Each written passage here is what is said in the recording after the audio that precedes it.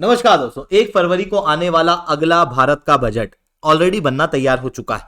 कई सारे government officials, finance minister, कई सारे डिपार्टमेंट ऑलरेडी इसके अंदर काम कर रहे हैं। बट ये सारी चीजें सीक्रेट रूप से होती है। सारी जानकारी निकाली जाती है 1 फरवरी के दिन, जिस दिन हमारा बजट आता है। बट इस बीच में कई सारी मीडिया ऑर्गेनाइजेशन कुछ सीक्रेट जानकारी पहले से निकालने का प्रयास करती है। इस बीच में कुछ मीडिया ऑर्गेनाइजेशंस ने ऐसे गवर्नमेंट ऑफिशियल्स जो कि बजट के लिए काम कर रहे थे उनके साथ में बातचीत की, और इस बीच में पता चला कि अगले बजट के अंदर जो टैक्स है पर्सनल इनकम के ऊपर वो कम कर दिया जाएगा, क्योंकि भारत सरकार को लगातार क्रिटिसाइज किया जा रहा है लगातार टैक्स के बढ़ने के लिए। तो दोस्तों, ये टैक्स कैसे कटेगा, कहां कटेगा, इस टैक्स के कटने से क्या गवर्नमेंट का कुछ नुकसान होगा, उनके रेवेन्यू के अंदर कमी होगी या फिर रेवेन्यू सेम रहने वाला, इन सारी चीजों को मैं शुभेंदु चौहान डिटेल में आप लोगों के साथ में चर्चा करूंगा। बट उसके पहले आप लोग मेरे साथ में SR10 टेलीग्राम ग्रुप के ऊपर जुड़ सकते हो। मेरे क्लास की अपडेट, पीपीटी, पीडीएफ सब कुछ आपको मिल जाएगी। यूपीएससी सीएससी की तैयारी करना, इंडिया के टॉप एजुकेटर से ऑफलाइन क्लास के अंदर पढ़ना है तो आप लोगों के पास में अच्छा मौका है। अनअकैडमी अब केवल ऑनलाइन ही रहा है, अनअकैडमी अब ऑफलाइन भी आ चुका है। दिल्ली के करोल बाग, मुखर्जी नगर के अंदर, प्रयागराज के सिविल लाइंस और बिहार के पटना के अंदर ऑलरेडी हमारे सेंटर्स खोले जा चुके हैं, जहां पर इंडिया के टॉप एजुकेटर्स आप लोगों को ऑफलाइन क्लासेस के अंदर कंप्रेहेंसिव यूपीएससी सीएससी की तैयारी कराएंगे। प्रीलिम से लेकर इंटरव्यू तक जितने भी सब्जेक्ट्स हैं वो सब कवर कराए जाएंगे। आपको टेस्ट दी जाएगी, स्टडी मटेरियल दिया जाएगा, वन ऑन वन मेंटरशिप दी जाएगी। ये सब कुछ आपको मिलेगा ऑफलाइन मार्केट के सबसे कम रेट के अंदर।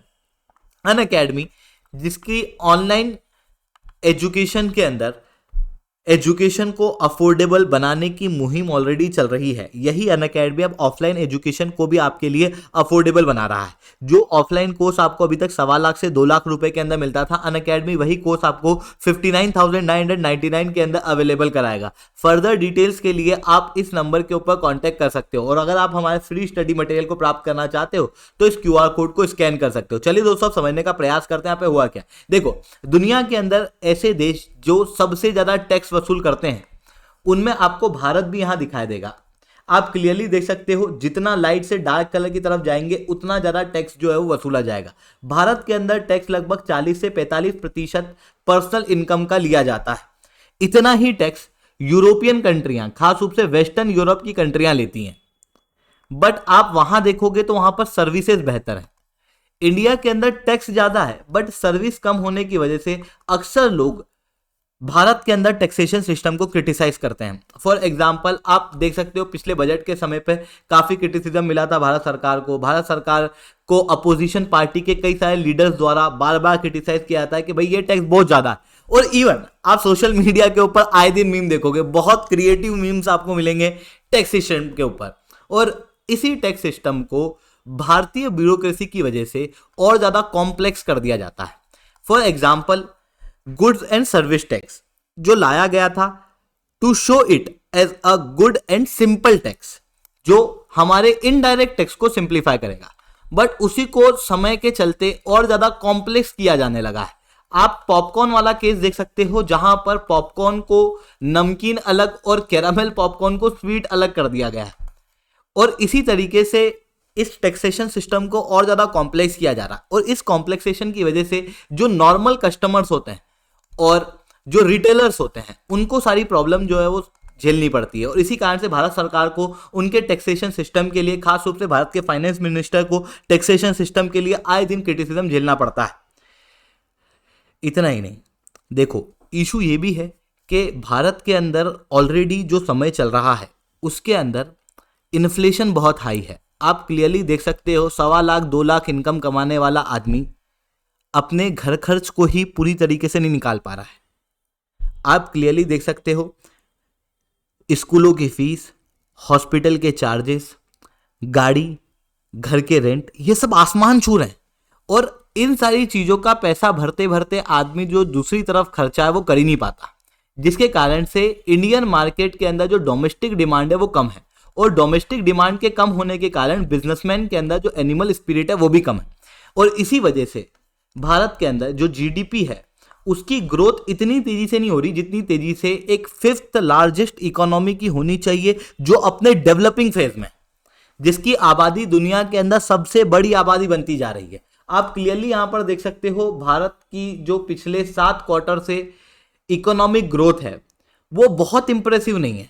आपको ये 8, 6, 7 पे अटकी हुई दिखाई देगी, जबकि यही इकोनॉमिक ग्रोथ अगर हम लोगों को 5 ट्रिलियन इकोनॉमिक तक पहुंचना है तो लगभग 10% तक जानी चाहिए, और भारत के पास में पोटेंशियल भी है, बट फिर भी हमारी इकोनॉमी इतनी तेजी से ग्रो नहीं कर पाती। इसके पीछे एक मेजर कारण ये है कि जो कॉमन आबादी है वो मार्केट के अंदर डिमांड क्रिएट नहीं कर पा रही। और डिमांड क्यों क्रिएट नहीं कर पा रही? क्योंकि उनके पास में इतने पैसे नहीं है, क्योंकि एक बड़ा पैसा तो टैक्स में चल जाता है 42% के आसपास, और जो बचे हुए पैसे उनसे डेली जरूरतों की चीजें ही खरीदी जा रही है, क्योंकि वो चीजें भी महंगी हो रही है। ऐसी कंडीशन में यहां पर टैक्स को कम करने का प्रयास सरकार द्वारा किया जा रहा है, ताकि डोमेस्टिक डिमांड को और ज़्यादा मजबूत किया जा सके।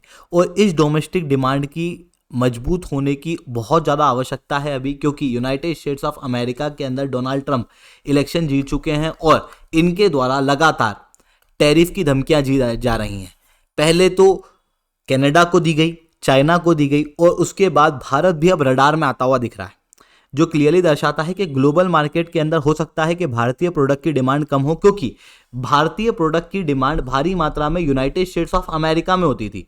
भारत सबसे बड़ा एक्सपोर्ट किसी को करता था तो वो यूएस में करता था।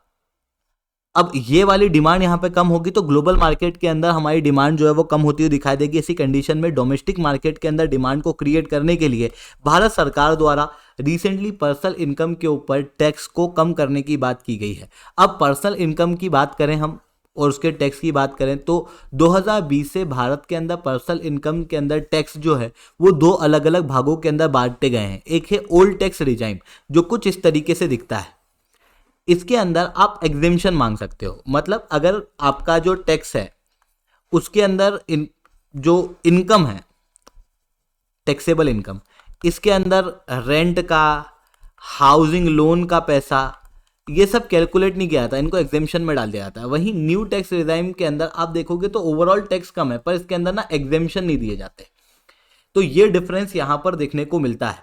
और इन दोनों ही टैक्सेस के अंदर अब सरकार द्वारा जो पर्सनल इनकम का टैक्स है वो कम करेगी। पर अब आपके दिमाग में सवाल ये आ रहा होगा कि अगर सरकार ये टैक्स कम कर देगी तो इसकी वजह से सरकार का तो रेवेन्यू कम हो जाएगा, और उसी चीज़ को हम कहते हैं रेवेन्यू फॉरगॉन।